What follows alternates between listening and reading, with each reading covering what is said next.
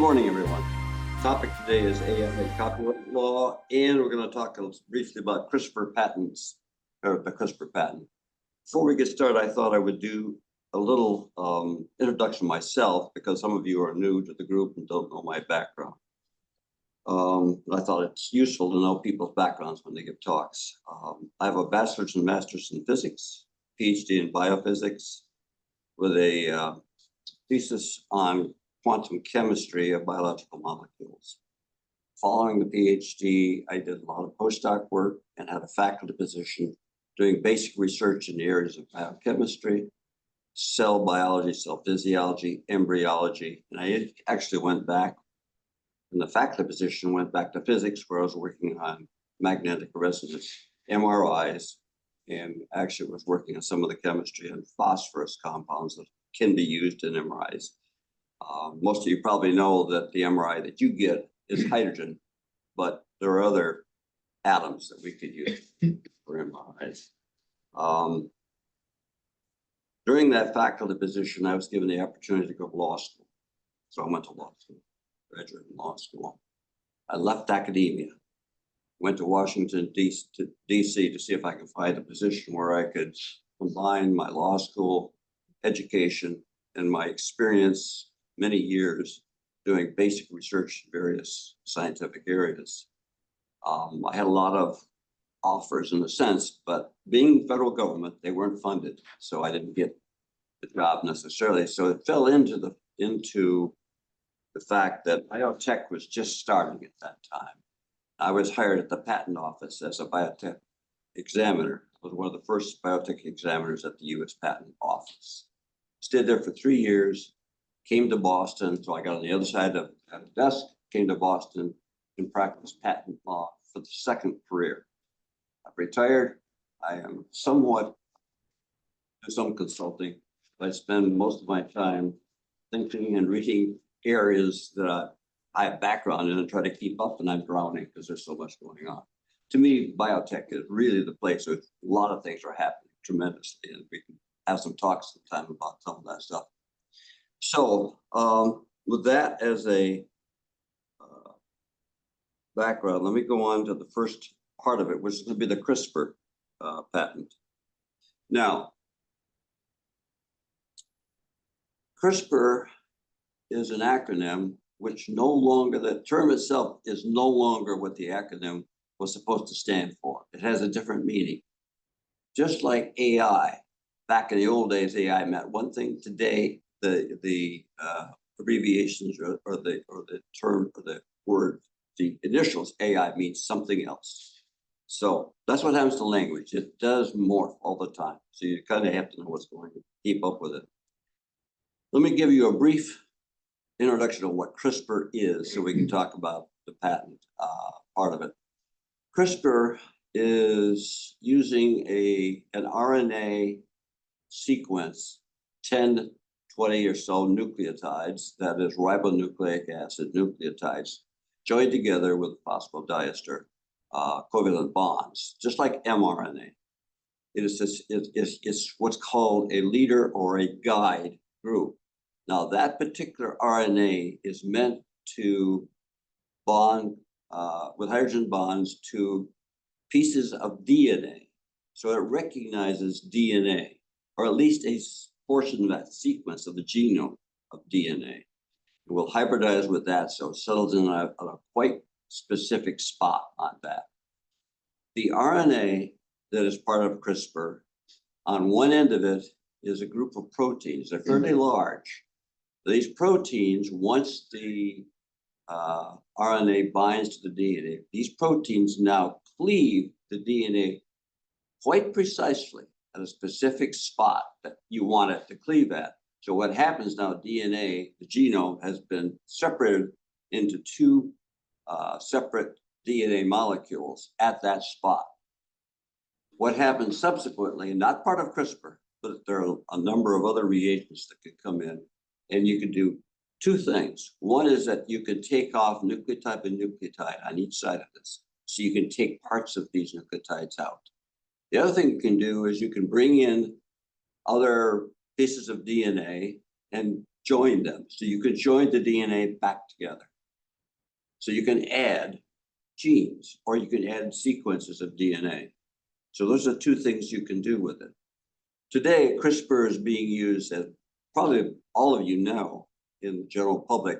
It's now being used particularly to in the sickle cell anemia, to take out that specific one mutation. So CRISPR is probably the main one being used now to solve the sickle cell anemia in the newborns. Now, let's get to the patent aspect. CRISPR itself, there were patents filed by two different groups. I've listed the two groups here. The first one was filed by Jennifer Doudna and Emmanuel Charpentier et al. There are four other people named as co-inventors on this application. The application is called Methods and Compositions for RNA-Directed Target DNA Modification and RNA-Directed Modulation of Transcription. It doesn't say CRISPR there, but that's essentially what they were doing. That was filed in May of 2012 as a provisional application. I'm not going to go into how the Patent Office does prosecution, but just that's what they did, file a provisional. Then you have to follow up with a full application if you want it examined there. The full application was filed in March of the following year. You have a year from provisional to file the full, or else you lose a provisional date. So they filed less than a year. Now, simultaneously, Feng Zhang, who is at Harvard Medical School, associated with Harvard Medical School, MIT, and the Broad Institute, filed an application called CRISPR-Cas Systems and Methods for Altering Expression of Gene Products. He filed a provision in December of 2012. That's after Doudna and Charpentier. But he asked for expedited examination. That's a particular way you can get examinations through the Patent Office. He got his patent first.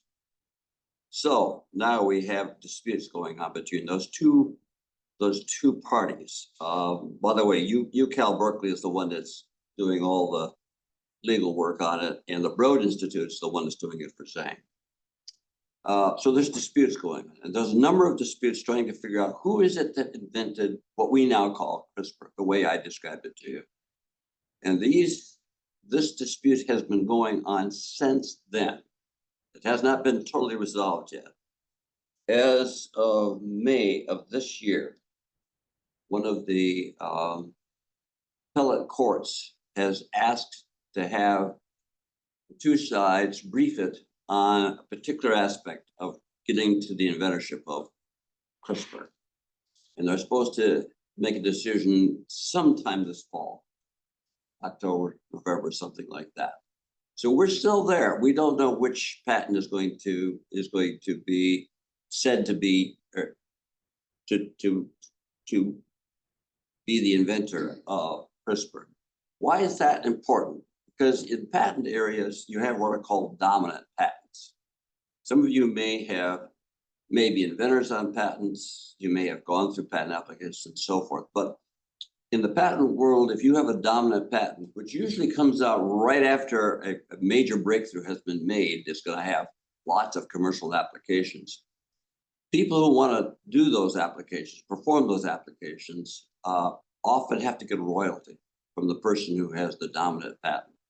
So that's why you try to get them on patents. And that's why these guys are fighting over 10 years at this point.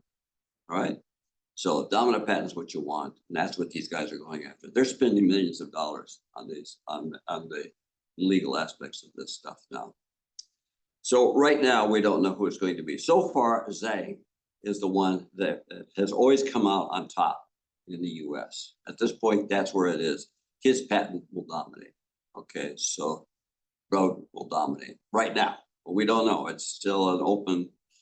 Can I hold off on questions? Well, when I finish this part, I'll ask for questions on this, and then we'll get the. Okay, thanks.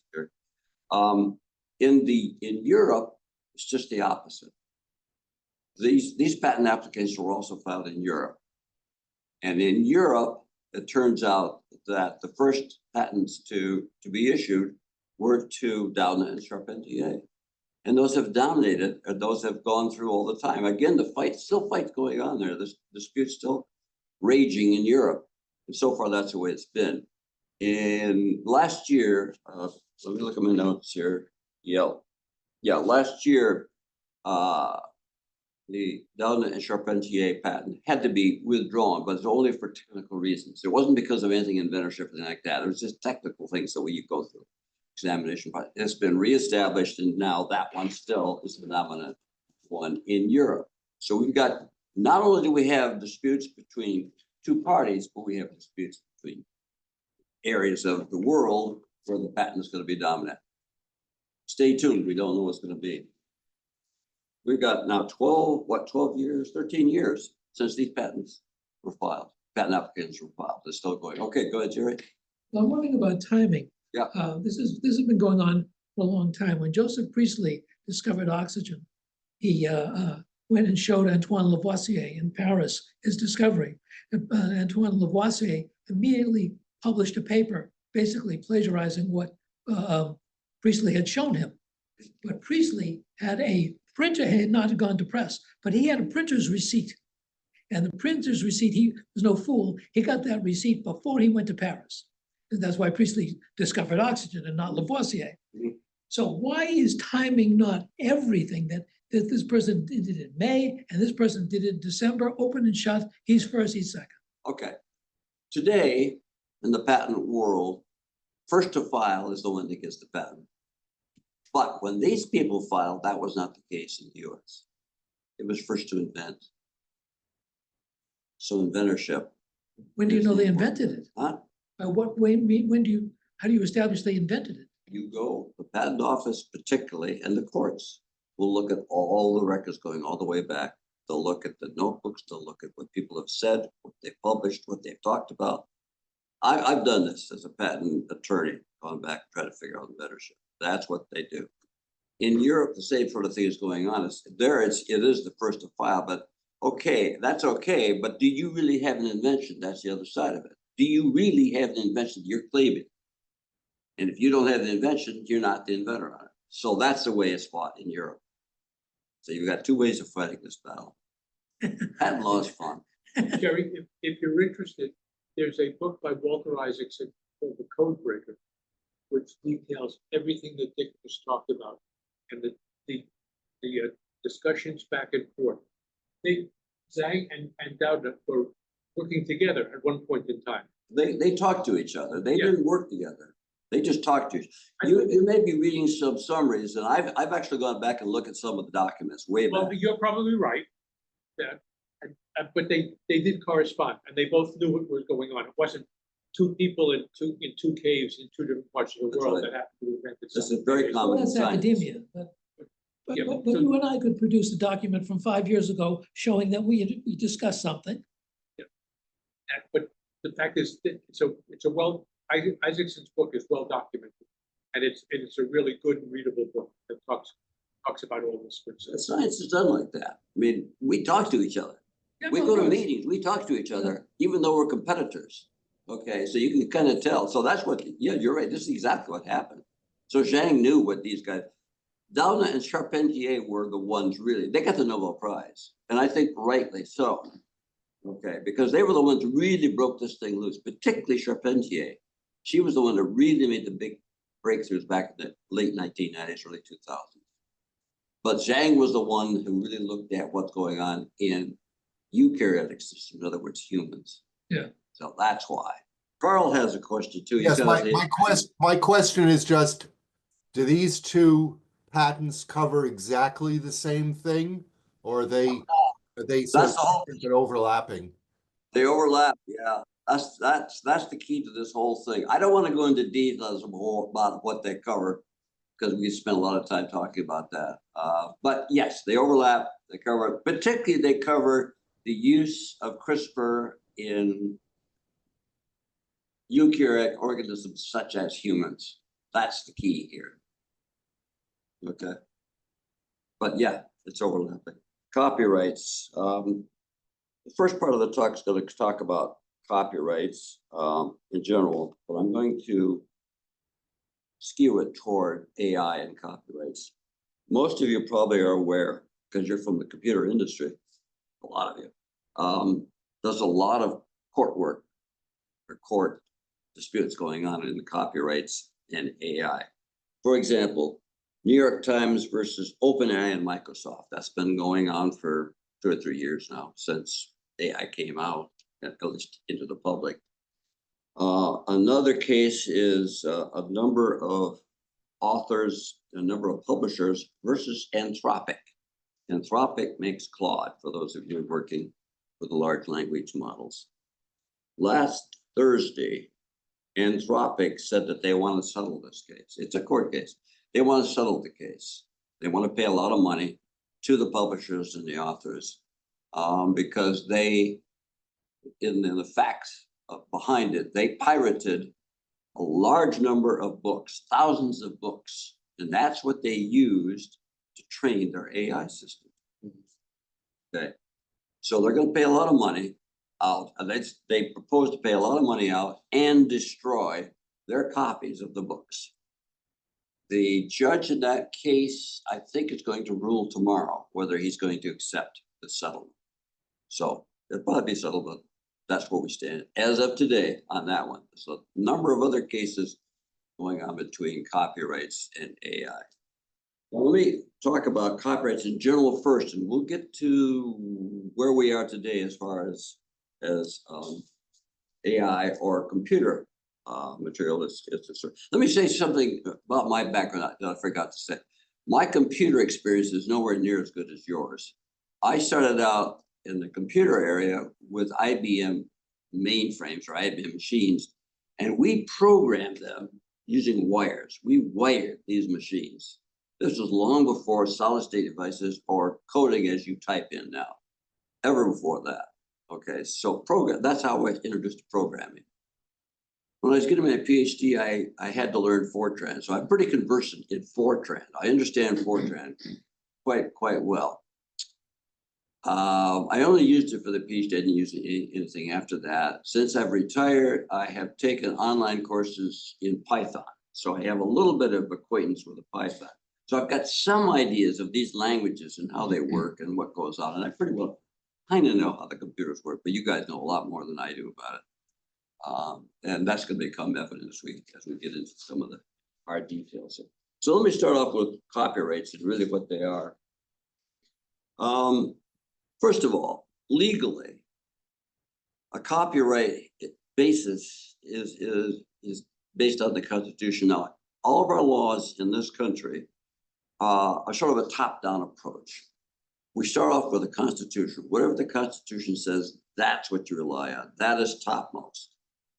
After the Constitution comes laws, and that's up to the legislature, the House, the Senate, they pass laws. The executive branch, the president, is supposed to execute those laws. And that particular branch of government will write regulations in order to carry out the execution of the laws. So for copyrights, the basis for copyrights is in the U.S. Constitution, Article 1, Section 8, Clause 8, which says, to promote the progress of science and the useful arts by securing for limited times to authors and inventors the exclusive right to their respective writings and discoveries. Now, obviously, this is based on European law that came up before the U.S., so you can tell that's what it is. And believe it or not, that's the same part of the Constitution that patent law is derived from. It's the same area. So both patent law and copyright law come from the same part of the Constitution. In the United States, the laws are in Title 17, U.S. Code, chapters 1 through 8 and 10 through 12. So if you really want to know the law of copyright, that's where you'll find it there. The execution is in 37 CFR, Code of Federal Regulations, subchapters A and B. So if you want to see how it's supposed to be executed, you go to those chapters. Just giving you specific details if you ever have interest and want to spend some time looking at that stuff. Now, what does copyright do? It gives owners the exclusive right to copy, distribute, adapt, display, and perform a creative work for a limited time. Okay. That is, they can make copies, they can sell them, okay, distribute them. They can adapt them. So a person who writes a novel could maybe write a play based on that novel without having to worry about copyright. They can display it. In other words, if you're an artist, you can put it up in a museum and display it with no problem. If you're a performer, a lot of Lady Gaga, other performers, trying to think, what was it? Crew, what was it? There's a very famous case. Motley Crue? No, another one. Anyway, there are a number of performers who write their own songs so they can perform them. Okay. They'll probably copyright the song itself, the sheet itself, and they'll also be able to perform without any problem with the copyright. So that's what the laws allow them to do. Now, most of what I'm going to be talking about today is on the slide. So I'm going to be reading the slides, and I'm going to try to amplify the slides, what I'm reading here. That's the way I'm going to try to conduct this, because most of the material is conceptual. It doesn't lend itself to pictures or to YouTube's videos and things like that. That was a lot of material, making material here go through. The works must be fixed. That's one of the major areas of copyrights. That must be fixed in a literary, artistic, educational, musical form. That must be on paper, or they must be on a digital medium, or they may be on a phonograph record. They must be fixed somehow. And that's what the copyright is to that fixed form. Is to a particular, that's really important to keep in mind, is to a fixed form of whatever it is you're trying to copyright. The owner's rights include reproduction. That is, they can make as many copies as they want to. They can distribute it, they can sell it, they can perform it. And the other thing is what's called attribution. You'll often hear when somebody plays a record, it is a record by so-and-so. In other words, the attribution to the copyright owner. Or the composer, they'll give the attribution, composed by. You'll often hear that, and that's part of copyright law. Attribution is really important. The rights are, let me go to my notes a little bit here, so I don't leave out anything major here. The rights come in two forms. One is called economic rights. Those are the main things we've talked about here. And there are what are called moral or non-economic rights. And that's the part of attribution.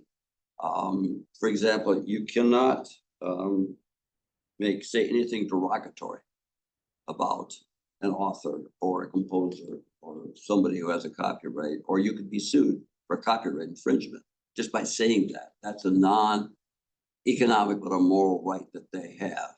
Now, you can do parodies and all that sort of stuff, and you can get copyrights there, no problem. But you cannot downgrade or denigrate the person who holds the copyright, or else you can be sued for copyright. So that's a little known area of copyright law. Most that's not something that's often done, but you can see why it is that attribution is done when you say anything comes with the copyright area. I have a lot of notes here because a lot of stuff I have on here are not. I haven't. Oh yeah, often. No, I'll get to that a little bit later. The rights are established. It's said for a limited time up in the Constitution. The rights are established when set forth in fixed form by the author. That is, once the author has written this down in some form, puts it in some fixed area, the copyright is established then. And they exist for the lifetime of the author plus 70 years after the author's death in the United States. That's the US law. Long time, obviously. Now, this law changes quite a bit. Mickey Mouse, for example, got changed. Because way back then, that went on forever. But now Mickey Mouse is now out in the public domain. And I'll get to some of the things that you can copyright. Oh, yeah. The rights. I recommend that if you want to copyright something, you think you're going to make money off anything that is subject to copyright, I strongly recommend that you file it with the Copyright Office. Just like the federal government has a patent office, it also has a copyright office. And I recommend that you do it there, because if you're going into court, you're going to almost, I'd say 99+% of the time, there has to be some sort of a record. If you've got it there, the Copyright Office says, yes, this is a legal copyright, you're way ahead of the game. It doesn't cost much to file copyrights there. It's pretty cheap to do. So that's my recommendation. But you don't have to do it in order to file an infringement suit. Once you have made it and put it into a particular form, you have it. That's your copyright, period. And so you can sue without having filed at the Copyright Office. Just that I recommend you do it for purposes of just doing it quickly. Let's see.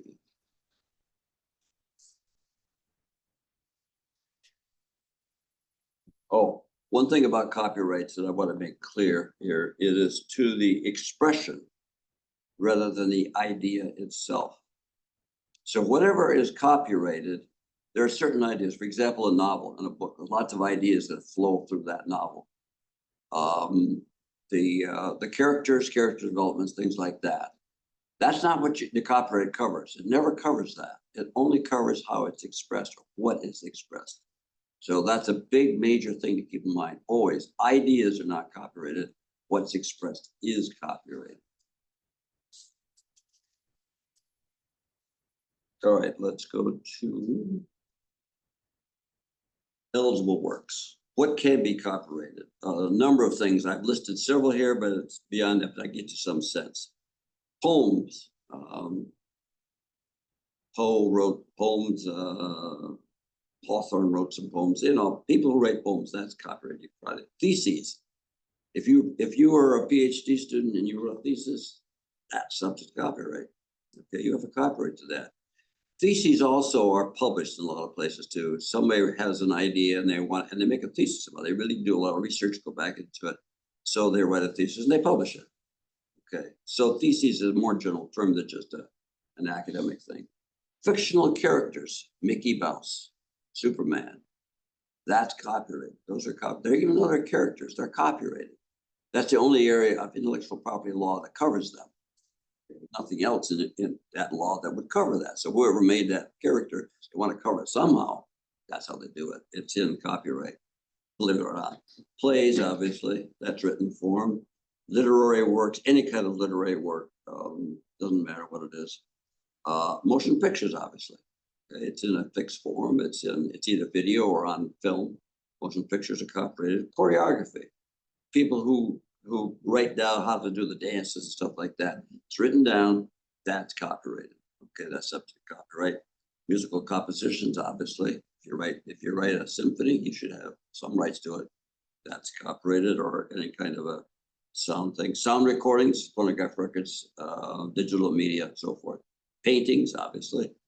Drawings, same sort of thing. Sculptures, by the way. Okay. The only way that sculpture can be covered is through copyright, believe it or not. It's a fixed form. Okay, it's not written, it's not on a piece of paper. It's there. It's covered by copyright. Photographs, obviously, could be.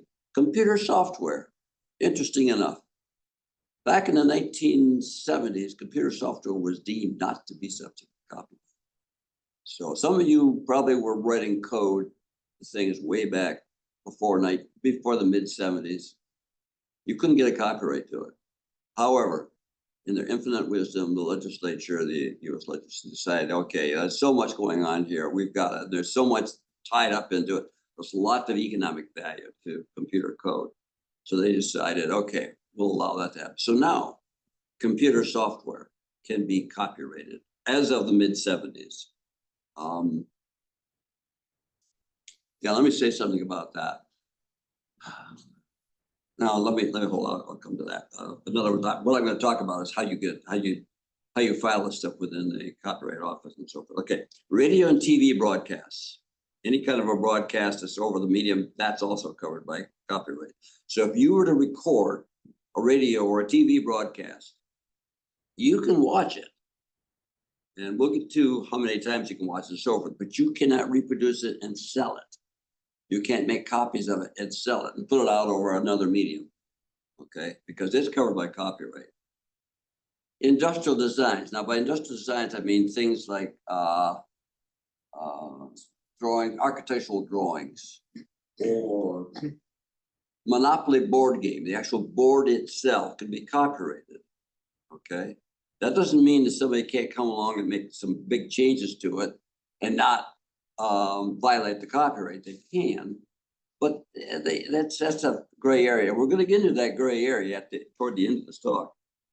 Industrial designs are also covered by it. Now, things that are not eligible, and again, this gives you some idea what it is: names, titles, and short phrases. In other words, something is really short and is broadly descriptive of something and doesn't really get down to sort of an idea or an essence of something that you're putting in expression.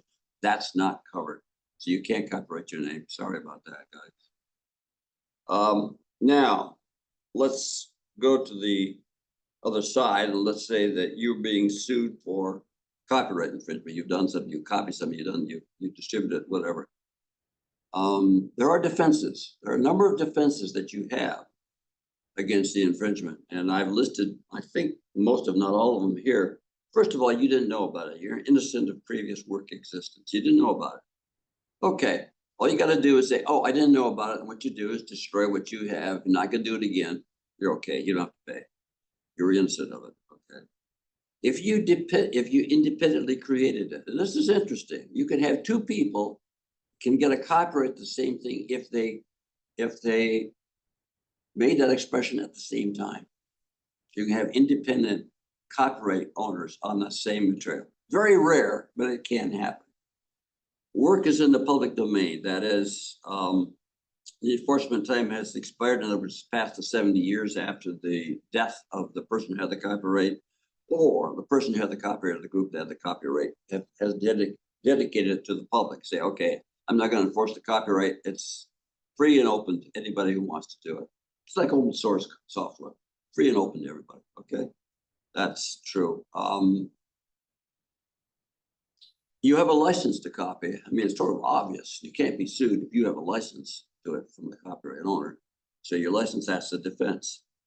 The statute of limitations in copyright law, if the person who has the copyright knew about it and didn't try to enforce it, in other words, sue you for infringement, more than 3 years after they learned about it, you have that defense. They've got it. In other words, the person who has the copyright should keep track of who's out there maybe copying it.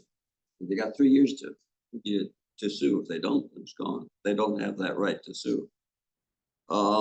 Abandonment of copyright or failure to enforce right. In other words, you have a situation where a person who has a copyright doesn't realize that lots of people are copying it and using it for monetary gain, doesn't do anything about it. So you have a number of things going on. You're not enforcing your copyright. Okay. You've abandoned the copyright for all intents and purposes from a legal standpoint. So you didn't, because you didn't enforce your rights. Copyright misuse. This isn't common, but it is one defense. It's where the person who has the copyright tries to enforce something beyond what the copyright's for. For example, if you have taken the idea that was in there and you've made it into another novel or something like that from a book or something like that, okay, and the person who has the copyright to the first book tries to sue you, that's misuse, because that copyright doesn't cover what you're doing. So that's misuse of trying to use the copyright. So it's beyond the legitimate scope of the copyright. Minimal or inconsequential copying. In other words, a library can copy parts of a book and give it to students, or you can go to what we call Xerox machines, fax machines, and so forth, and copy things. That's okay. You can do that. That's inconsequential. One of the major areas of copyright law is the economic values that it has. That's one of the major tenets of patent law, let alone copyright law. So if you're just copying for your own purposes and so forth, that's okay. That's called inconsequential use. First sale. Some of you, I think, are not aware of this. First sale means that if you were to buy a book, you now own the copyright, or at least you have the copyright to that book for your use. You can't make copies of it. You can't sell copies of it, but you have first use, you have it. You can sell it to somebody else or give it away if you want to. So the example I give here, you have secondhand bookstores who sell books that somebody turned in. That's okay. They're not violating the copyright to the copyright owner. That's first use. You can do it. You can make a recording off TV. The Betamax court case is probably one of the most major ones where they were copying stuff. I think Universal Studios was the other side of that, and Betamax was taking these videos from the stuff and using them. There's a very famous case in Betamax 1 on that thing. We maybe not talk about how that case came out and why it did. But anyway, first use of this stuff. You can do it. Okay, don't worry about it. You can do it.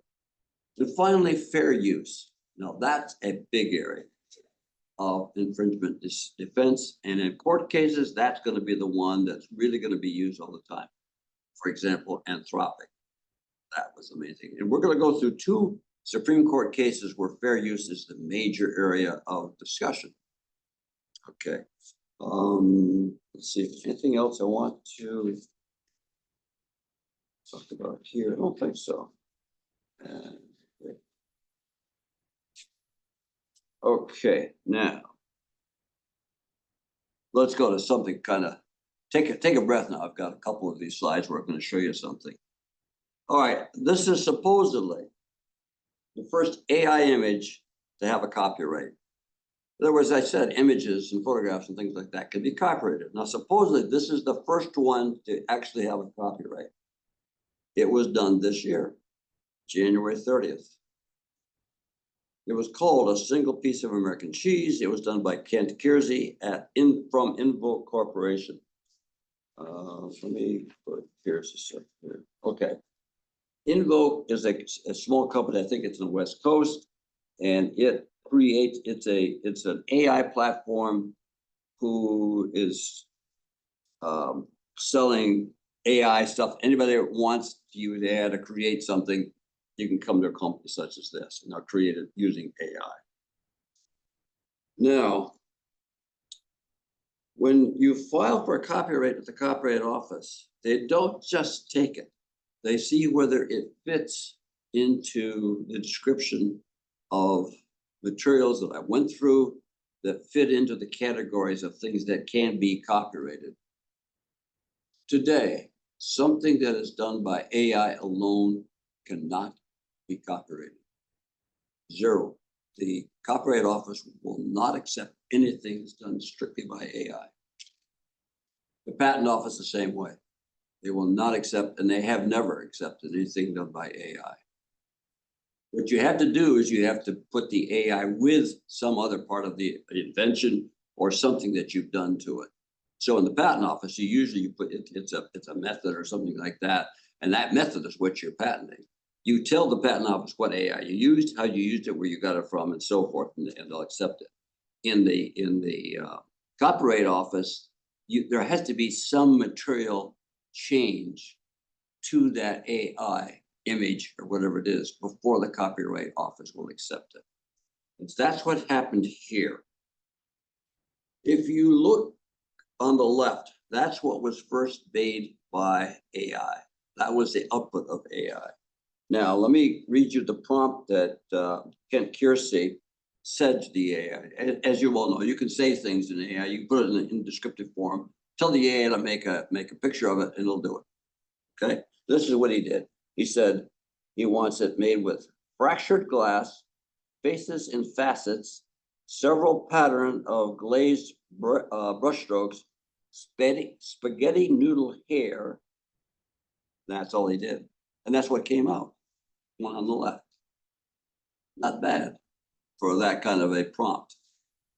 Or like I said, the Copyright Office wouldn't accept it. So he had to do some things. And what he did is shown on the right. Let me point out a few things. First of all, there's a third eye. That kind of stands out, right? Secondly, there's a piece of cheese on top of the spaghetti hair. And it runs down, and strands of it come down the neck. He changed a little bit of those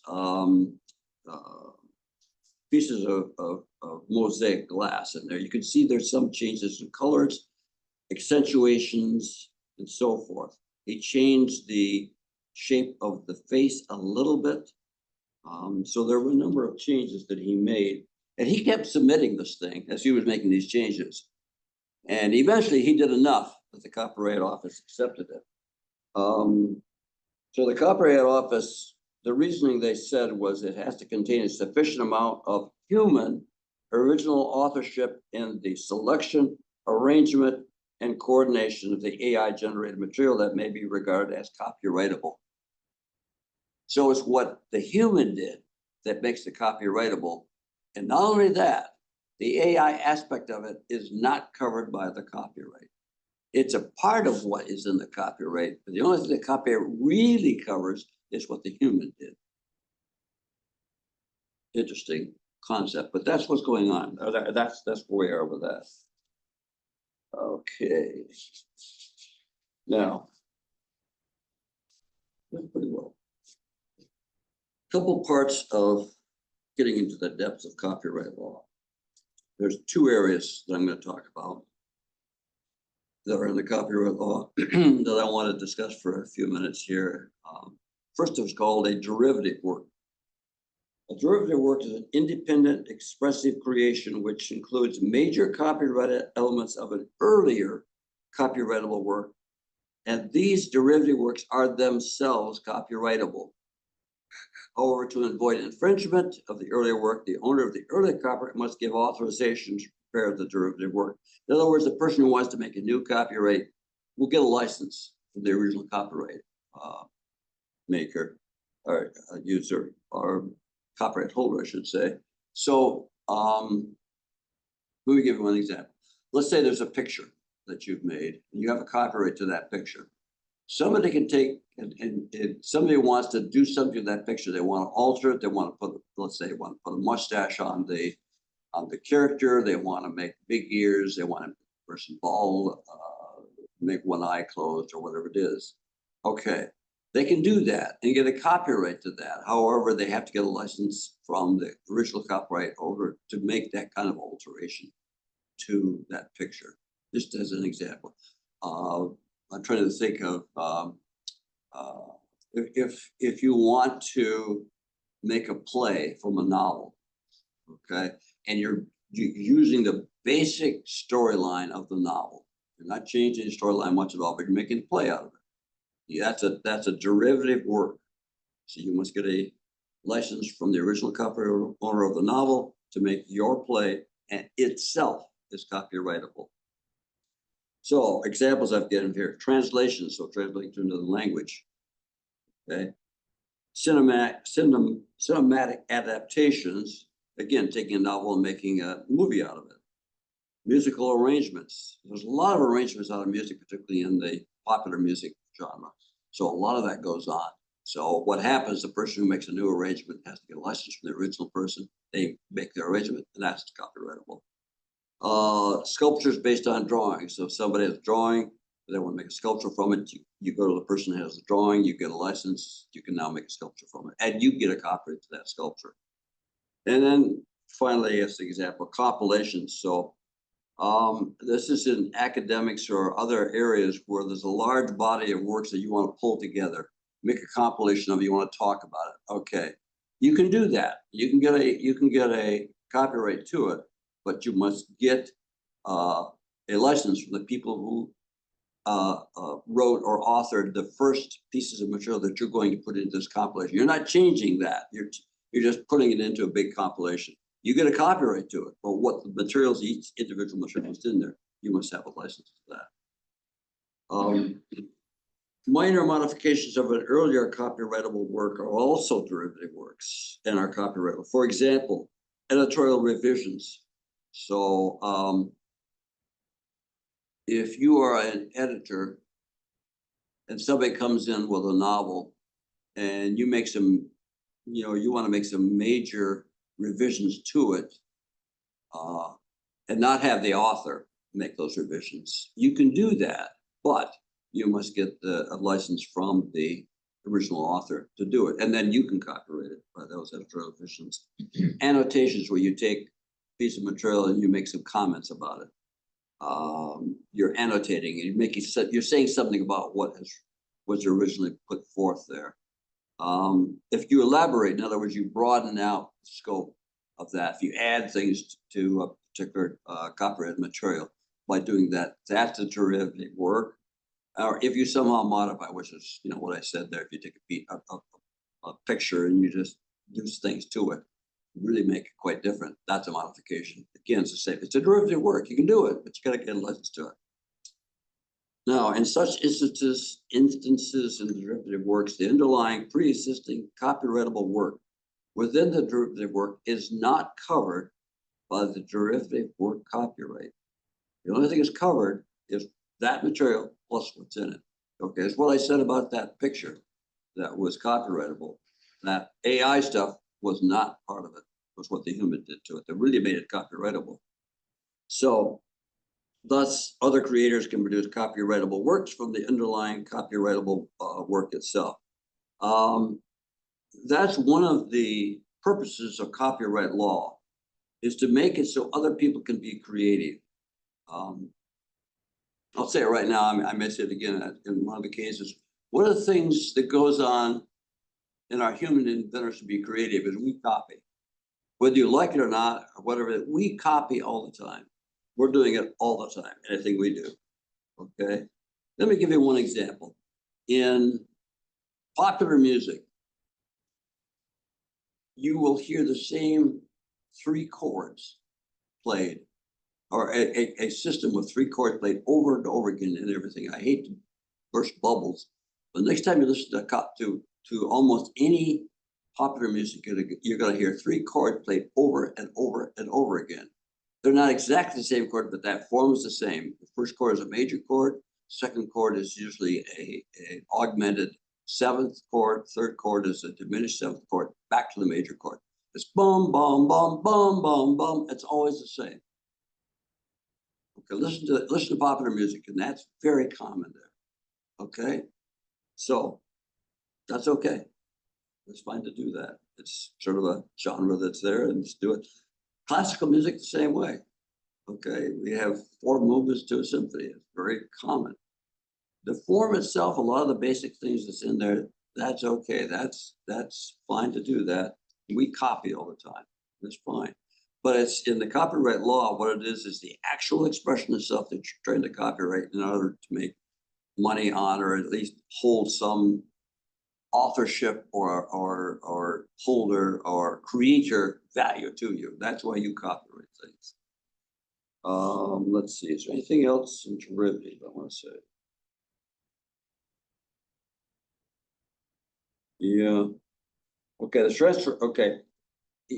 Another word that's going to come up right now is transformation. And what we want to say about derivative work is that the transformation, modification, or adaptation must be substantial and exhibit the creator's creativity in a derivative work. In other words, there has to be something new about that derivative work in order for it to be copyrightable in and of itself.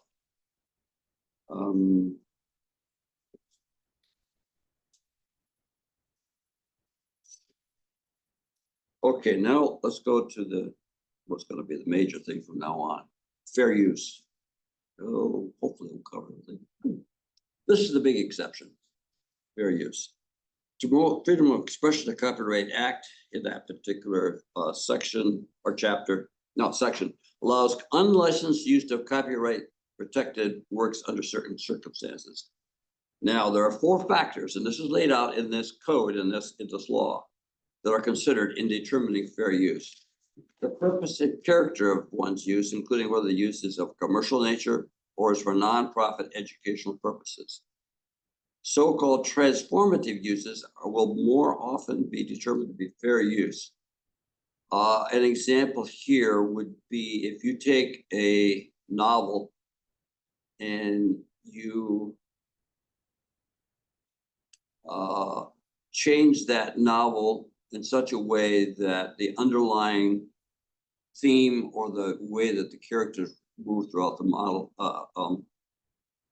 throughout the novel are not working the same way, you are not infringing the copyright of that novel. What you're doing is taking the characters and moving in quite a different way. You're running a new novel, brand new. That's fair use.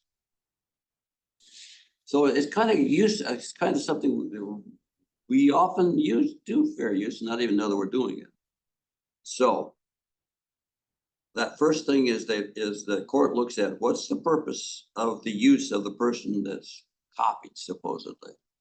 And if the purpose of it and the use of it is transformative, that's fair. Nature of copyrighted work. Fair use is less likely to be found if the original work was creative or imaginative. For example, for a novel, movie, or song. If you're just doing a little bit to it, just tweaking it somewhat, that's not fair use. You've got to make a real major change, really major. So in a sense, people who read your novel don't really recognize it that closely to the one that you adapted it from or you made it from. Okay, so it's got to be very strong. But if the original work is factual in nature, let's say technical or news article, that's fair use. So things that are a factual basis, let's say, legal documents, the same thing. Let me think. In the science areas or something like that, if you have if you've written a journal article or something like that, and somebody takes that journal article, takes parts of it, and changes some things about it, still writes it the same way, that could be considered fair use to the courts, because they want you to do educational, creative things. That's a way to do it. So it's a balancing act. And I can't say hard and fast the way it's ever going to turn out, but that's one of the things the court looks at. So if it's something that's really something you have to use your imagination about, fair use probably won't be in your favor unless you really make big changes. However, if it's something that gets very technical, very jargony and so forth, fair use probably will be found. Third, amount and substantiality of the portion used in relation to the copyright work as a whole. So in other words, you're looking at how much did you copy and what was the essence of what you copied. You copy a lot of the essence of that copyright work, that's not fair use. And if you copied a lot of it, that's probably not fair use. So as I say here, the higher the quantity and or quality of copyright use, less likely fair use will be found. And finally, the effect of the use of the potential market. This is the commercial value or value of the copyrighted work. Fair use is less likely if you have, as the existing and future market for the copyrighted work is harmed. In other words, if you're taking away monetary gain quite a bit from the person who has the copyright, that won't be fair use if you do it. However, if it's very minimal or non-existent, and the court looks at the way it is as of that time, plus what's in the future as best they can, then that's how they determine fair use from that standpoint. All right, without going into actual things, I'm going to go to two cases here. I'm going to finish off so you can have some talks. Okay, the first case is Andy Warhol Foundation for Visual Arts versus Goldsmith et al. All right, on the left is a picture of Prince. Okay. On the right are silkscreens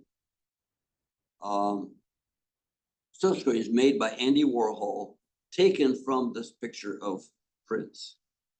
He made 16 silkscreens. I want you to take a look at those. And in particular, look at the second row, right-hand one. In other words, the one that's in orange. And then the bottom on the right hand, the one that has the purple face. I want you to remember those two. Now let's go to the court case. Okay, this is the background for that particular lawsuit. In 1981, Lynn Goldsmith photographed Prince, whose name is really Roger Snelson, on a commission from Newsweek magazine. So that the photograph is Goldsmith's photograph. Goldsmith gave a limited license to Vanity Fair to use one of her photos as an artist reference for an illustration. And that use was for one time only. So Vanity Fair got a license from Goldsmith to use her picture, and Vanity Fair could then go on and have somebody make an artist's reference from one of one illustration, one time only. So in 1984, Vanity Fair hired Andy Warhol to create the illustration of Prince. He made these portraits from the photograph. Same year, Purple was published with Vanity Fair with credit to Goldsmith for the source photograph. In other words, the one that was on the bottom right was the one that was published by Vanity Fair. Okay. In 2016, in other words, 32 years afterwards, Condé Nast, who was Vanity Fair's parent company, asked the Warhol Foundation, which is called AWF from now on, to reuse the 1984 image for a special Prince commemoration. They wanted to make a big magazine where Prince was the topic or person that was being talked about. Condé Nast then learned of the 15 other images and purchased a license from Warhol AWF to publish the orange prints. In other words, the second row on the right-hand side. Remember that one? That was orange. It was called Orange Prince. That's the name that's given to it. Goldsmith in 2000, the same year, Goldsmith saw the silkscreen image on the cover of the publication and notified AWF that it had infringed her copyright of the photo. AWF then sued Goldsmith for declaratory judgment for non-infringement, or alternative, it was a fair use of that. Goldsmith counterclaimed for infringement. The Southern District of Court, in other words, it goes from the district to appellate and then the Supreme Court if it's going to go that far. So the Southern District issued a summary judgment to Warhol based on its defense of fair use. They said, yeah, that was a fair use of that photograph. The Second Circuit reversed, said that Goldsmith should be found, and it's because of fair use factors. So you got two courts now that made determinations opposite each other. So it goes to the Supreme Court. So here's the Supreme Court opinion. Sotomayor is the one who wrote our work, or Clarkson, she and people wrote the majority opinion. It was a 7-2 opinion which favored Goldsmith.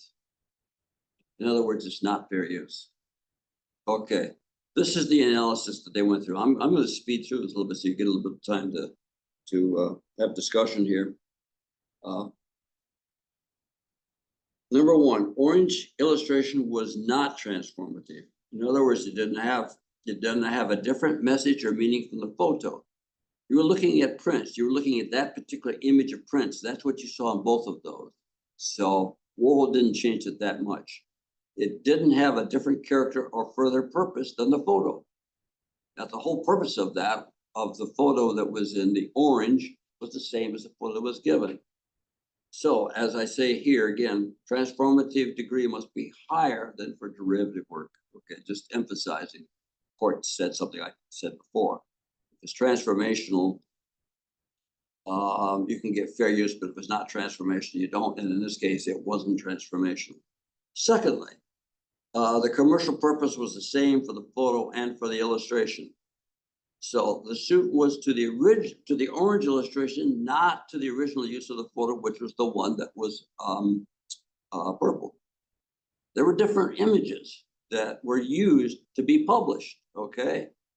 And she gave a limited license to use one of those, and that was used to make the purple, not the orange. She's suing for the orange. So the commercial purpose was different. Okay, if it's different, then probably it's not going to be fair use.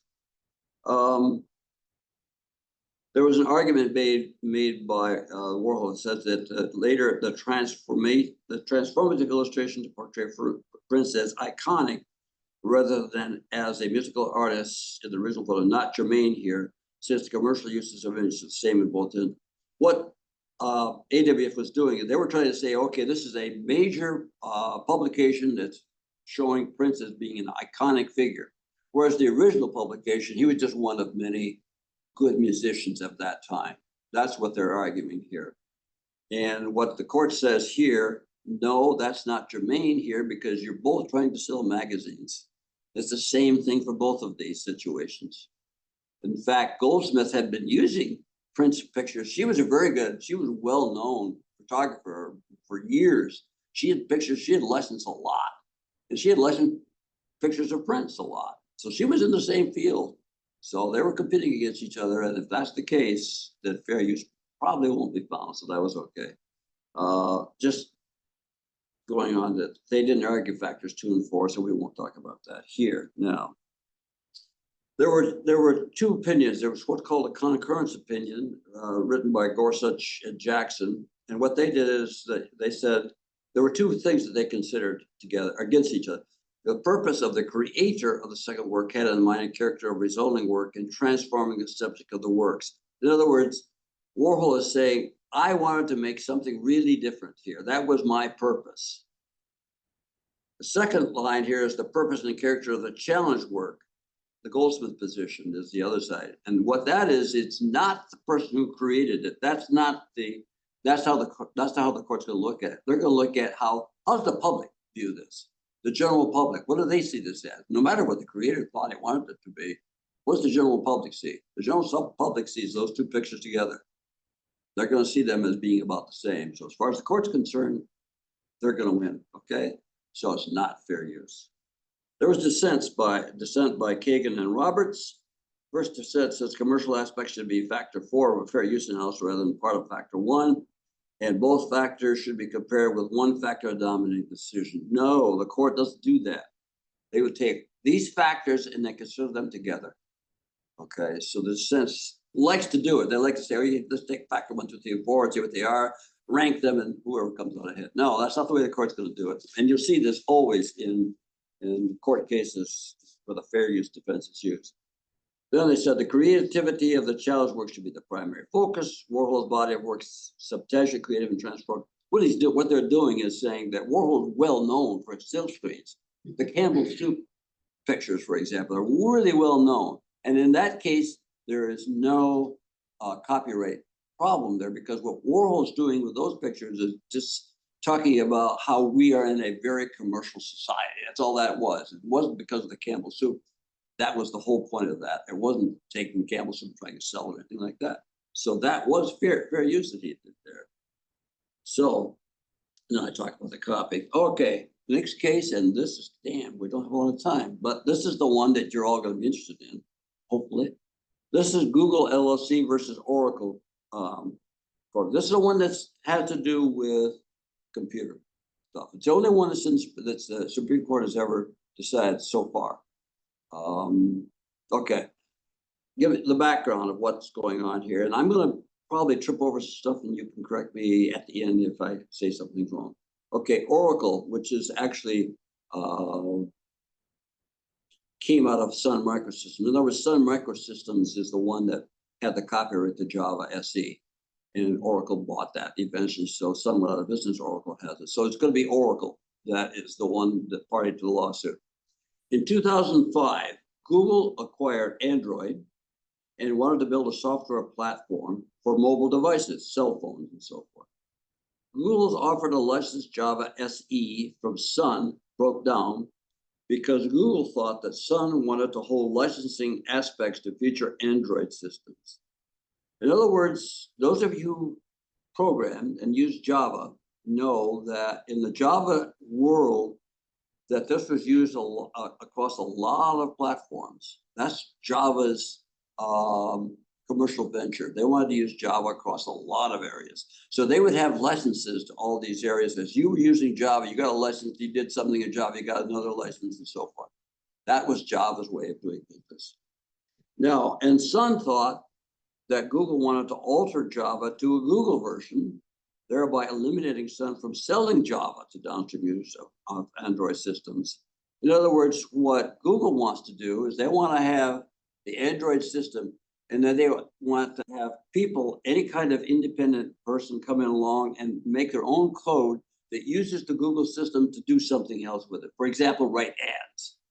Okay, that was their commercial and business thing. So you got two business ventures going in opposite directions. So there were different purposes. And that's why this broke down. Google copied roughly 11,500 lines of Java SE code from a Sun tool called Appliance Programming Interface, or API. These tools allow programmers to call upon a pre-written computing tasks for use in their own programs. Google acquired an open source implementation of Java SE. For some reason, it got out into open source from Apache Harmony and from Apache software. Reverse engineered most of the API, but kept those pertinent declaring API lines. Okay, so what they did is they took the part of the API code that does the declaring. In other words, I should have put something in it, should have what it means. But anyway, if you take a piece of code that has like a name, a dot, another name, another dot, and you have maybe parentheses at the end, and you put in some things you want the computer to do. That's a call. In Fortran, that's a call statement. In the languages you guys are more familiar with, that's a statement then that sends the stuff over to other part of the computer to have it execute what you want to do. And the execution part is what's called implementing. So you got the declaring part and the implementing part. And so I want to make that distinction here as best I can. And hopefully you're all in agreement that that's okay to do that. Okay, thank you. So what's going on? Google copies the declaring part and they write their own code. Well, yeah, later on it says that. Anyway, so that's what's going on with this. Google acquired open source, reverse engineered mostly. It kept just the declaring part. Okay, the rest of the implementing part, they wrote their own. So, which is a lot more code than those 11,000. In fact, API apparently has hundreds of thousands of code lines in it. It's only this small part, 0.04% is all they copied. So very small part. Okay, 2012, the lower courts considered whether Oracle could copyright the APIs of codes, and if so, whether the Google's copying is fair use. Jury found that it was fair use. In other words, it was copyrightable, but it was fair use. However, the circuit court said that yes, the API lines are copyrighted, but Google's copying is not fair use. So now we go to the Supreme Court. This is a Supreme Court decision was written by Justice Breyer, our friend here from Boston. And it's an interesting justification for fair use here. All right, first of all, the assumption is made that copied lines are copyrightable. It should be known at the top that computer programs always have a functional purpose, which makes it difficult to apply traditional copyright concepts to that technological world, but when applied, often favor fair use. So in the computer industry, you're going to find fair use much more often than in other areas of copyright law, because code is functional. It wants the computer to carry out a function. It's a functional purpose. That's the whole purpose of computer code. This is the analysis that Breyer said here. The copied lines are part of a user interface that gives programmers access to pre-written code by using simple commands. As I said, you've got this one line, put the thing in, that's a command, bam, it goes to the rest of the computer to do the thing. So that's what was copied, those lines, and telling the computer a few lines of how to use it, is not much. As part of the interface, the copied lines are inherently bound together with uncopyrightable ideas, which is the overall organization of the API. And if you think back, those of you who do programming, that's absolutely right. That is what's going on with this. They're bound together. You can't separate them. You got this code that says a certain thing. It's got to be that way in order to have it implemented. But it's the way it's done is in your brain. You can do it lots of different ways. The implementation can be done in lots of different ways. All right. So the nature of the copyright system was to serve an organization function, and it's in the. I've read the transcript of the opinion, and it's like the Dewey Decimal System. So if you go back to those of you who went to libraries and had to use the Dewey Decimal System to find books, that's how Breyer is likening the declaratory part of it, because you're looking at the organization of all of the computer code in here. The Dewey Decimal System does that. It's an organizing thing. And that's what this code does. It also is a command, but it also organizes it. It says where to go within the system, what it's called, how it's used, or what it's supposed to be used for. And so that's what it is. So Google programs working in a different computing environment copied only that portion needed of the familiar Java programming language to accomplish its objective. This is important.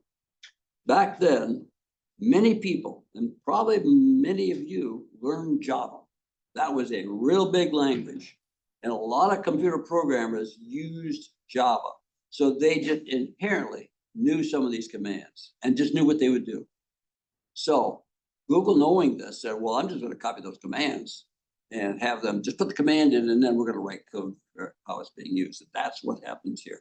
Thereby, Google transformed the API to make a new programming platform, again, for smartphones, because it's different for specific devices or types of devices, a new use and usefulness of the code provided by such devices. In other words, it's tying it to something new that at that point Java wasn't working on. By the way, other companies, let's see, who was it? Nokia, RIM, and some others had other programming languages. They might have used Java, I don't know. But as you all know, they're defunct. Okay, and Android was one of the dominant besides Apple. So, fourth, Google only used 0.4% of the total Java code. The copy code was not at the heart of the Java implementation and was used just to call up hundreds of tasks. At the time of copying, programmers knew how to use Java, see, it just needed this code portion to work with Android, not for creativity or beauty. Nice verbiage that Breyer uses here. He's downplaying declarative kinds of statements here. Okay, they're not creative, they're not beautiful. That's it. Okay. From a commercial perspective, Android proved to be highly successful separate enterprise, that is for smartphones. And also we're looking at monopolies that could be created here. Java had kind of a monopoly at that time, somewhat, on programming along lots of different platforms. They would go from one platform to another using Java. That was done a lot. Whereas Google wanted to make it so they could have, with Android, have that, and then people could write code to that. So they actually have open source. If there's any kind of code on Android phones or Samsung phones or whatever it is, that's open source. And they made it like that. That's what they wanted to do. From a commercial perspective, Android proved to be highly successful. Okay. As a replacement for Java rather than as a product working in a different platform. Additionally, Oracle would benefit from a re-implementation of its interface into a new market.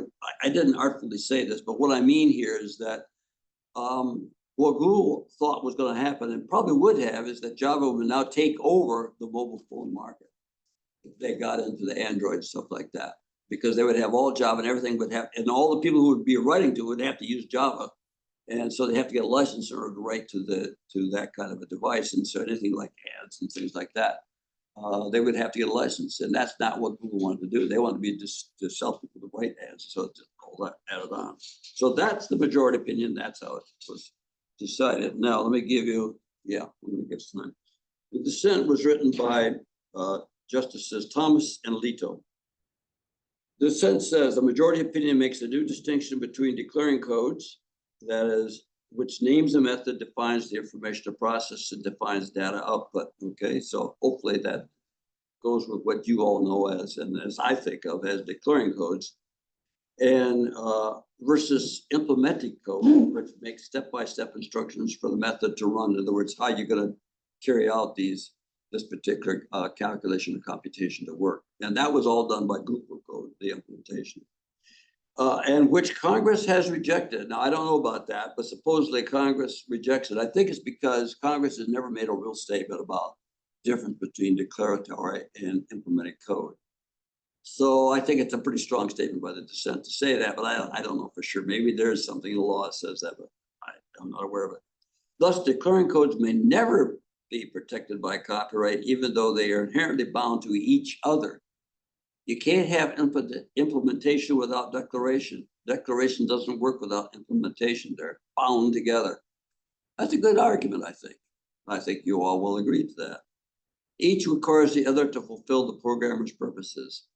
In the actual opinion by Breyer, he does say that this doesn't separate out and say that never can declaring codes be covered by copyright. He's covering himself. So we'll see. Dissent says, secondly, that the Google or the Android system code is derivative rather than transformative. In other words, it's derivative in the sense that you use the declarative code, okay, you're deriving from something supposedly is copyrightable, and then you're making all this new stuff out here. Derivative, stuff we talked about before, what the difference is between derivative and fair use. That's what the dissent says. Is it derivative? I think it's not a bad argument. So they do it. And then finally, this is my own comment here. This opinion illustrates the tension between copyright law and patent law in protecting computer code. The patent system, I think I mentioned this, maybe I didn't, wouldn't accept, yeah, I did, wouldn't accept code for a long time, and now they do, but they always do it as part of a method. And that's what's going on here, in the sense that that declaring code is part of a method. And maybe that belongs in patent law rather than in copyright law. But the problem is that it's written down, it's on a particular form, it's in a digital form per se. So that's copyrightable. So there's this tension that goes on between these two things. Now, yeah, 10 minutes. One final word I want to hear before I close and open up for discussion. That is going back to Anthropic versus those, or not, the publishers and the users of books by Anthropic. Let me see. I'm gonna make a statement from the judge in that case. Oh yeah, the judge. As I said, just to refresh your memories, Anthropic has now agreed to pay pay money to the publishers because they use pirated work and they're going to destroy the stuff. Judge, in this case, like I say, he's going to make a determination tomorrow whether he's going to accept that settlement. He says, and I quote, training AI chatbots on copyrighted books is not illegal. Fair use, in other words. Of pirated books? Ah, that's the key. These books, very good. These books were pirated. I think that's why Anthropic is settling. You didn't put the Because they number were on it. not You gotta give them licensed. the Jerry, number. Jerry, They let were him not finish, licensed. please. Yeah, they were, well, I'm just about finished, so it's okay, thanks. So they were pirated. They were not licensed. The Warhol case, there was licensing that went on. In this case, they were pirated. They were stolen in a way. No, they were stolen by whatever that company was that they got it from. Libgen in book 3. Anyway, Doesn't make any difference. yeah, it doesn't make a difference. Anyway, so that's what Anthropic was doing. I think that's why Anthropic wants to settle, because he thinks, or they think, that they won't win the case from that fact. If it had been licensed, from what the judge says, and what I think, and what I thought from Breyer's opinion before, it would be fair use what they did. Okay, and with that, I will close and open it up for discussion. Anything I said wrong about the codes and stuff like that, please correct. Any comments, any questions, any discussion you want to have, I'm open. Piece of trivia, Oracle bought Sunlight Persistence.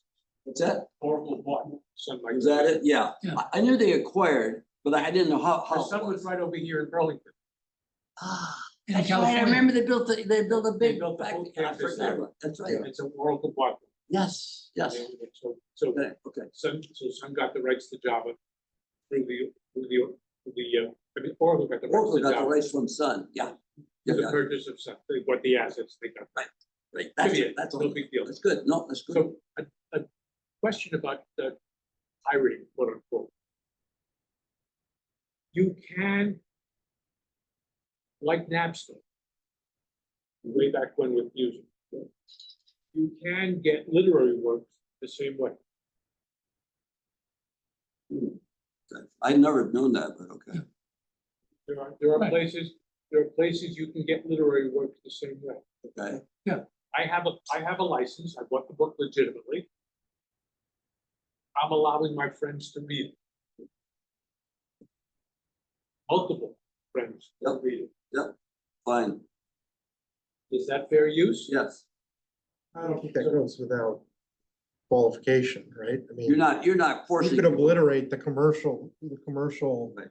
value of that book if you took that to an extreme. But that, if that's like Napster, if that sharing resource was put in the public domain and available to others without restriction, that's why I use Napster as the example.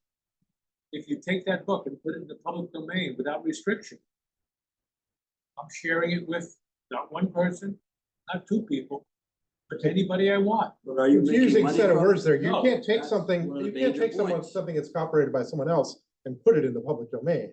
I think- Well, I'm not. It's not. I'm opening my library. Well, those are the words you just said, so Well, I no, just, I'm saying public Okay, domain in okay. as much as anybody can access the resource. you're without- you're making it available and you're not charging for it, so you personally are not gaining from it. Correct.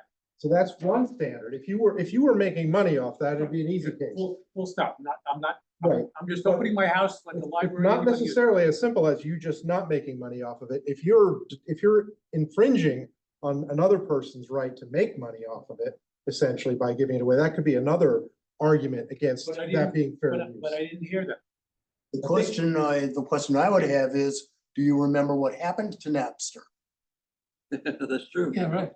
Well, they did, but it started. they the whole- didn't win. It started the whole music streaming industry, and so therefore people pay money for it. I'm thinking No, Napster they- itself is not a good example because of the outcome. Yeah. Whereas I other agree with streaming Bob. services like Spotify are very good examples. Because people are getting royalties for it. Yes. Yes, very major difference. There is a cash register at the checkout. That's how it gets into the open source too, because we got this pirated situation now that's going on with Anthropic. And it's pirated, see, it wasn't open, it's open source in a sense, but it was pirated to get there.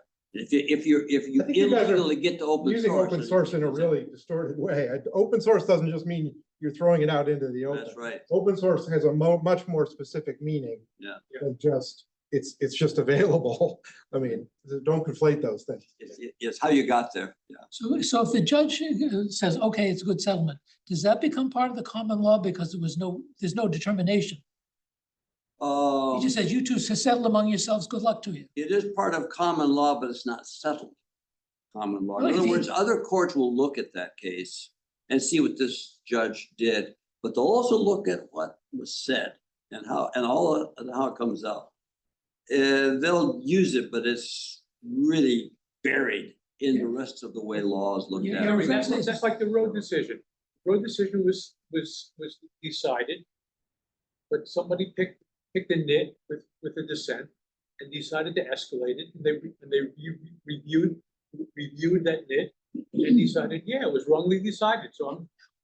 As they say in French- I'll quibble with that, because Roe versus Wade, Maybe that's a bad example. that's a bad example. Let me give you a I good was- example. I was taking Because something what they've people do. done, That- and the can I- Supreme Court does this a lot, not a lot, but occasionally, where they totally reverse things they did before. For example, the situation about slavery. Okay, slavery was fine for a long time. Right. Okay, the Supreme Court finally said, no, it can't be. Same thing with Roe versus Wade, and now being overturned. Okay. That was a bad Totally different. example, but the Totally point is, different. Yeah. you can take a dissenting position that Oh, the yeah. Supreme Court offered Yes. previously, Yes, and use find it. a different variation of that dissent. That's often the reason dissents are written. Right. Okay, what's her name that just died? Was it from New York? Well, not just died, but several years ago. And her, the one to replace her was held off by the Republican legislature. Ruth Bader Ginsburg, Ginsburg. She wrote a lot of dissents for that very purpose. right, for a pathway for future. Pathway for other for people, future and appeals. that's what goes on the Supreme Court. A lot of those dissents are used later on for other courts and for the Supreme Court to come back to. Absolutely right. Yeah, Terry. To go to a more concrete example, as they say in French, plus ça change, plus c'est la même chose, which means the more things change, the more they are the same. Around just over past after 1900, the Robertson bolt head was invented, and Robertson was Canadian. And what he did was he basically had a bolt and he put a square inset into it so that a square screwdriver could go into it. So it was very easy to turn. It wouldn't slip. And he went to Henry Ford, offered it for his cars. He wanted to license it to Henry Ford. And Henry Ford didn't want to license it because he thought he could come back in a few years and screw him and increase the price of the license. So to And he speak. wanted to screw it, as it were, and he wanted to buy it. And Robertson wouldn't sell it to him because he wanted to come back later. Right. And the It's result true. was, nobody knows what a Robertson's bolt head is because Ford said no, and that was the end of it. That's what And just happened stuck with the here. traditional vote. So they're all kind of jockeying Oh, for yeah. position Oh, yeah. and for the future and raising their price and controlling things. So this jockeying is what's going on then and now. Yep. Now, you didn't put the number, it was $1.5 billion, so they didn't think they were gonna win. You don't pay Anthropic didn't pay $1.5 billion because they thought they might lose. They knew they were gonna lose. $1.5 billion. They thought they were gonna lose. That court didn't, that case is not settled. And it's settled in the sense that It'll be a settlement, but. they have decided that they're willing to pay, but there has not been a court decision in that case, and there won't be. Right. And as I said, the judge probably would rule fair use, but would find that Anthropic didn't use it in the way fair use should be used, because they used the pirated edition. That's probably the way it will come out. But will that cascade into all the other AI engines I doubt it. that learn? Well, You like I recreating said, books? there's a major case between New York Times and OpenAI and Microsoft. It's ongoing right now. Who knows what's going on? I don't know how OpenAI used the New York Times, whether they bought a copy and copied. I don't know. But if they did, I would bet at this point that fair use will be used. I would think right now, the way that AI is being used, and AI companies know about this. I mean, obviously they have lawyers, they know what copyright law is. And using the Breyer opinion particularly, because that's the closest one we have to date of a Supreme Court decision in the computer industry. They probably will find in most cases fair use if AI does their job. So let's go back to Anthropic then. Yeah. So if Anthropic said, okay, you know what, we pirated this stuff and it was wrong, I will pay. They didn't say at that time. No, I'm just saying, I mean, that's what settlement means. No, there's, yeah, certainly because they think they will be found having infringed because of pirating. Okay, so let's take it one step further, logic, whether it's legal or not. Anthropic's gonna turn around and say, yep, we're gonna do it. So what I will do is I will pay the current retail price for every single book that we pirated and pay it to the publisher. That's not $1.5 billion. No, it's not. It's $3,000 a book. They're paying. It's $3,000 per book. Yeah, $3,000 per book. So clearly, that remedy is different. Well, the reason And it changes is, the rules. the reason is because they went to court. There are court costs. There are all kinds of costs. All right, so Because the offender broke the law. And so you're paying for the fact that you whatever, you broke the law. That's where the major price jackup goes. It's not just because they didn't buy the So from book. $30 a book to $3,000 a book is called the major jackup? Yes, it is. It happens all the time. Oh, oops. Yeah. Did we discuss open evidence, you and I? No, I don't think so. One of the problems for AI has been that they have respected medical journal copyright. And so that when you went to AI, to ChatGPT and asked for an opinion, they could only get the open access literature and not the major literature like from JAMA and New England Journal of Medicine. Very recently, in June, they came to agreement with New England Journal of Medicine and with JAMA, which is 10 journals. So it's not just one, 10 different specialty journals, about licensing their content to current. And they started what's called open evidence, which is very good. And so you get up-to-date material rather than just open access material, you get the major articles. And it's going to change the dynamic, because why should I pay for the New England Journal of Medicine when I can get it through open evidence for free? This is happening a lot in the scientific journal area, because I've read about the stuff I read. And more and more of it, like Science Magazine, Nature Magazine, things like that, Proceeding National Academy of Sciences and so forth. They're tending kind of go in that direction, allow AI to have access. But what they're going to do is, first they're going to monetize it. Yeah. And second of all, they're going to monopolize it. Yeah. You can it's whoever owns open evidence, like GPT. Who owns ChatGPT? OpenAI. Yeah. OpenAI. Well, it's OpenAI then. Yep. They will have a monopoly on the information because they will have the copyright agreement and you won't. Well, that's what it's. Copyright. It is Are you exclusive. saying OpenAI would get an exclusive with They have an with exclusive. JAMA, They have an so that exclusive. Google could not come along and make the same? Correct.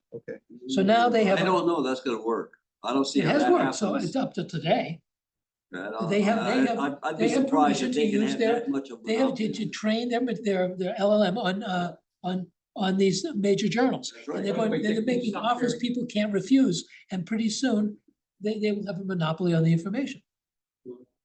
Does anyone online have questions? We know. Yeah, I was just gonna go to the same place. Yeah, somebody, I was gonna say somebody I don't know if we have anybody online. So search went through a similar paradigm. Where at the beginning there, Google was linking to all these pages. And in every country, it's handled differently. Yeah. In this country, they figure that people are gonna click on the link and go to that site.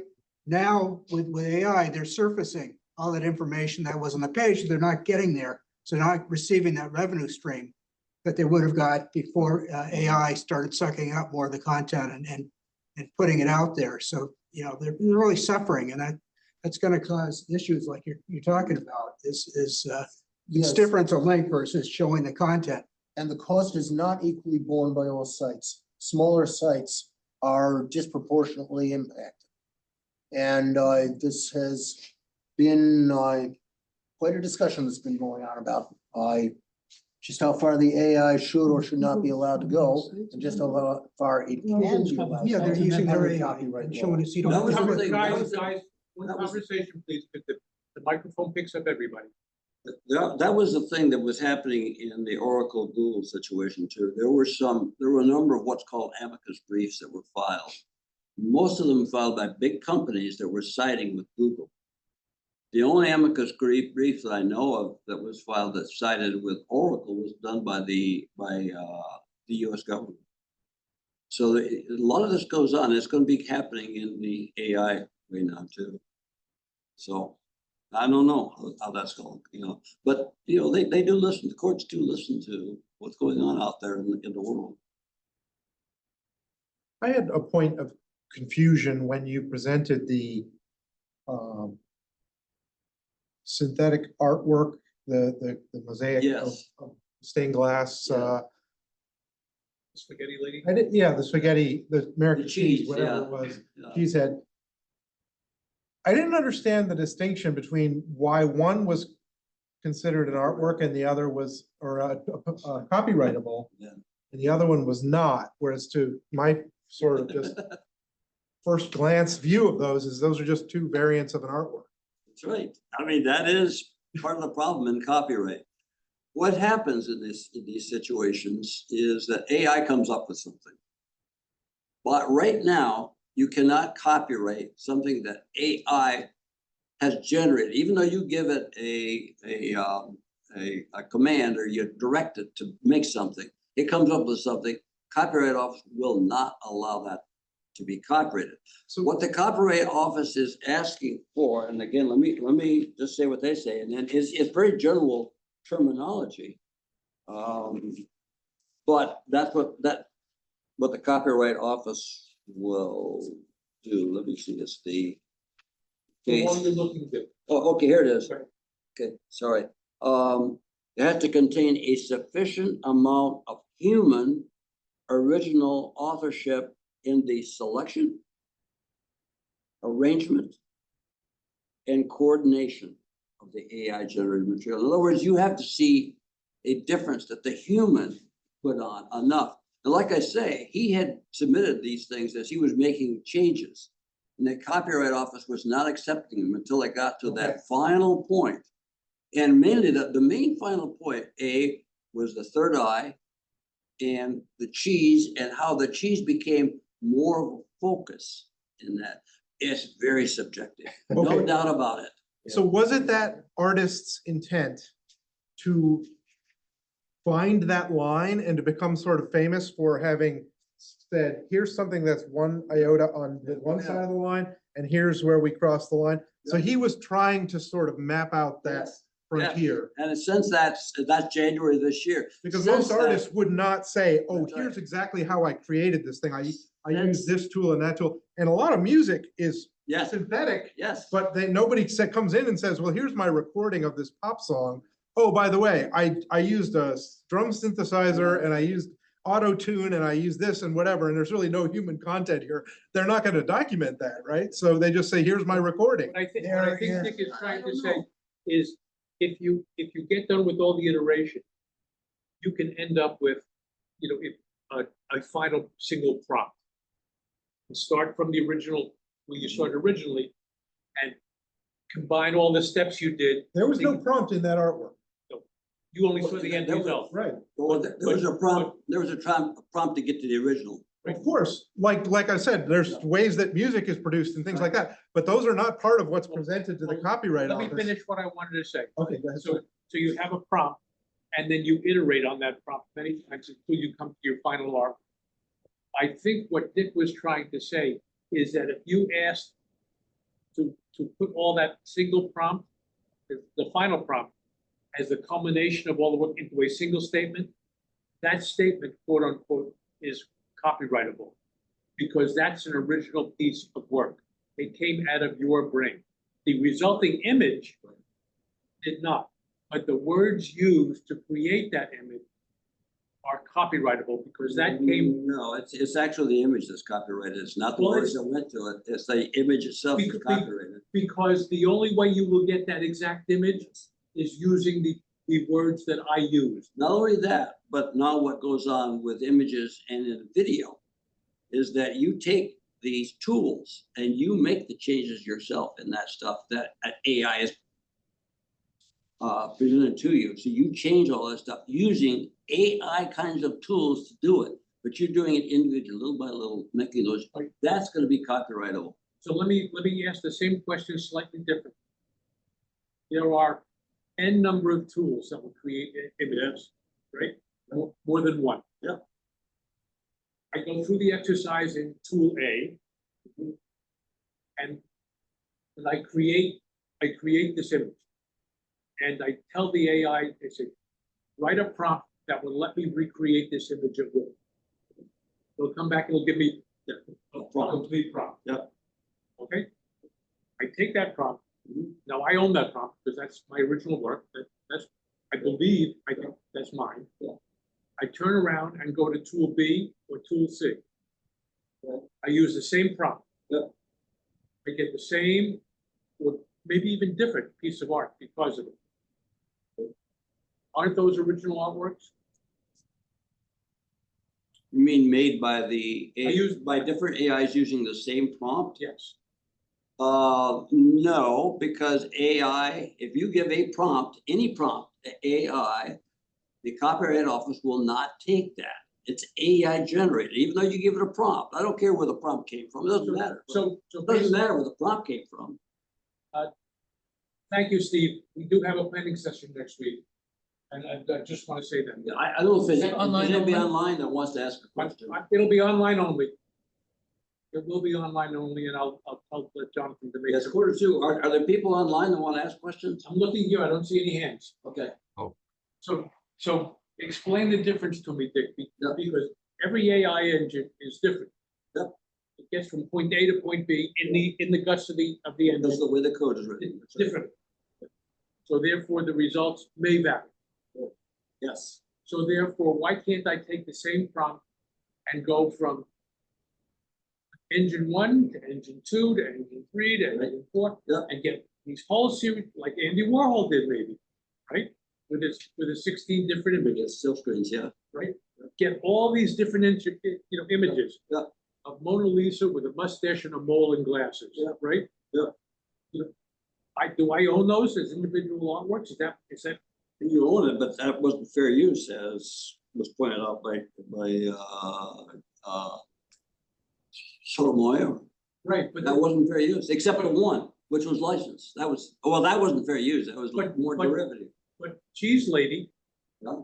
was copyright was Was copyright. covered because he added stuff to AI stuff. He added materials. He added a bunch of stuff. There's 35, in fact, Well, I he added did. 35 things to it by hand. I did too. I said, take the Mona Lisa. But you've got another prompt that you've got now.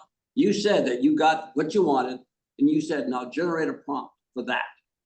And now you're gonna take that prompt to other AI places and have them make another image. You're saying, can those images now be copied? That's your hypothetical, right? The hypothetical. Oh, so I'm starting. You're saying I have to start from a blank canvas. Not necessarily, but you start with a prompt. So the prompt is, take the Mona Lisa and paint it in watercolors. Right, that's my prompt. Okay. So it takes and makes an accurate reproduction of the Mona Lisa in watercolor. Now I say, add a mustache. It adds a mustache. Add horn-rimmed glasses. It now adds horn-rimmed glasses. Put lipstick on blue lipstick on. Add a mole on her left cheek. And a scar under her left eye. Yep. This is all me original. In my Yes. mind, I'm creating this thing. Yes. Based on what what you talked about with that one image. Don't I own that? Yeah, you get a copyright to that. Sure you can. And then, okay, so I own that. Yep. I then take that same prompt and go to engine B. So you got a series of prompts that gave you that image. Right. Okay. Yep. And so either I can transcribe the same series of prompts, or I can combine them with a single prompt, or whatever I want to do. Are you doing it by AI? Are you making the image by AI? Or are you going to something and just say, generate this image for me?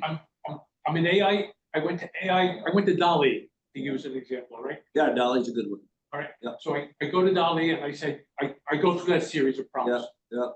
I come up with the image and I like it. You probably will get a copyright to that. You probably will. Then I turn around and I go to Google Image or whatever the right thing, or Bob's Image Engine. Right? Right. I do the same series of prompts. Yep. I get a different image because the model is different, it's going to interpret it differently, and the tool is going to give me, it'll be subtle, it'll be similar, but there'll be subtle In other variations. words, you give the same prompts to different ones. Right. Does that mean I get 2 copyrights? Sure, probably. If the works are deemed to be sufficiently. Yeah. It's gonna come down to whether the copyright office will accept the AI image that's generated from what you did to the Mona Lisa picture to begin with. But I when don't you know. submit a copyright, you submit the image. That's it. Exactly. So you don't have to tell them that you generated it. No, you through don't. AI or anything else. That's right. You don't tell them how you did it. Yeah.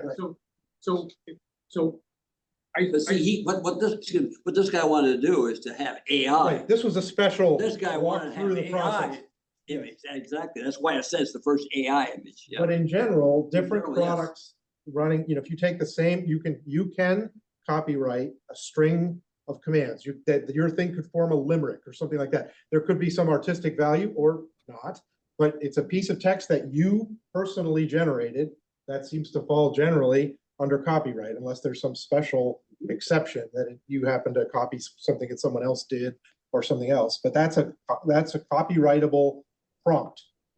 like a series of commands You is can a put that copyright. prompt into different things and get different images out of it, and you can submit those images for copyright, each of them, as long as they're sufficiently, if they happen to trivially be, like, you happen to put it in 2 different engines and get exactly the same image out, you wouldn't be able to get 2 copyrights for the 2 images that came out identical, because for obvious reasons, because they're identical images, but otherwise, those are each. Okay, fair enough, I understand. So let's take it one step further. So maybe I was just sort of saying some of the same things as Peter, but on that example of the 2 images, the one that was manipulated somehow and was able to be copyrighted, do we know what was all the manipulation just giving additional prompts? Now put a melting piece of cheese on top of the head and make the face a little bit thinner and add an eye, add a third eye. Is that really all that was done to it, and that still allowed it to be copyrighted? Yeah, I think, I don't know for certain, but I think what happens is, yes, there are specific prompts that are put into the AI engine to change the image. So it actually is a verbal, in that sense, prompt. In other words, he doesn't take a brush or something like that. He asks the thing to do a certain thing. He asks it to do things. So in that sense, it's a literal verbal prompt that's given, and then the AI image then creates that, or the AI tool creates it from those specific Individual little prompts, yeah. I don't think that he's taking a tool and writing it and, painting himself. So that's the Why that's the aren't all artistic those- effort. Why aren't all those prompts copyrightable? As a unit? You won't get the image, you won't get a copyright to the image. The prompts are what's to be copyrighted, not the image. Can you get 2 copyrights then? He's only got one set of prompts. You only copyright once, that's it. But you copyright those prompts. Yep. That generate the image. Yes, So can't you have either 2 copyrights or 1 copyright of the prompts that produce this image as a unit? you can do that. You can get a copyright to the prompts. And then you can take the prompts and generate images. And Right, and- probably you can get copyrights to those images that were generated. So Those are separate copyrights. you can get 2 copyrights, one on the logic used to create Yes. it, and then, or actually is the logic patentable? What do you mean? Can I get Logic. instead of copyright, can I get a patent on the sequence of requests that I made? If you put it with the image that it generates. Otherwise, no, you won't get a patent on it. So in other words, instead of worrying about 2 copyrights, I can take the sequence of commands and the image, put it together and say, I'm patented. And believe it or not, that's gonna be much broader than the copyrights, either of the copyrights or both together, much broader. Yeah. Much broader, because now you've precluded anybody from making those images, using those prompts, any images. And so that goes back to my That's other why point. patents are stronger than copyrights, if you could do it. That goes back to I'm my a patent lawyer, other what am I point, supposed to is say? that I start off in DALL-E and I give it the 6 commands, and I get this image, and I put the same commands in another one, and I get a different image, Yeah. and all that good You stuff. can copyright it, sure.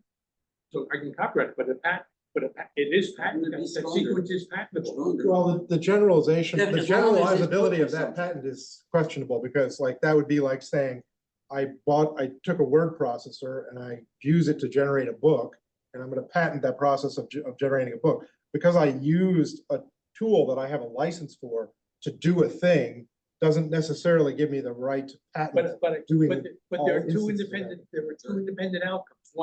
One is the text used. And that's like writing computer code. Mhm. Like, that's the text used. And the second is the result of those actions, which is a unique piece of something. Well, then a patent is on a process. So you're saying you have to be patenting the process of entering something and getting something out. And it's Right. Well, the patent also can cover, in this case, if I go that way, can cover that piece of apparatus that performed that particular result that you got, which was the thing itself. Now that's in patent area, that's what you can do. And But that's where I was saying you're on very shaky ground. You can get claims, the patent claims to the method itself and to that piece of apparatus. If the apparatus by itself is patentable, that might not be. And so you might combine them to get a patent of that thing, which in this case, I think would be, what's going on in the computer world, that's what I think would probably happen. You can get a patent of that. But But- realize that you're using tools that were created by other people. Yeah, that You you don't, can. you can't just claim You can't claim exclusive the rights. tool. Yeah. I can't, no two rights.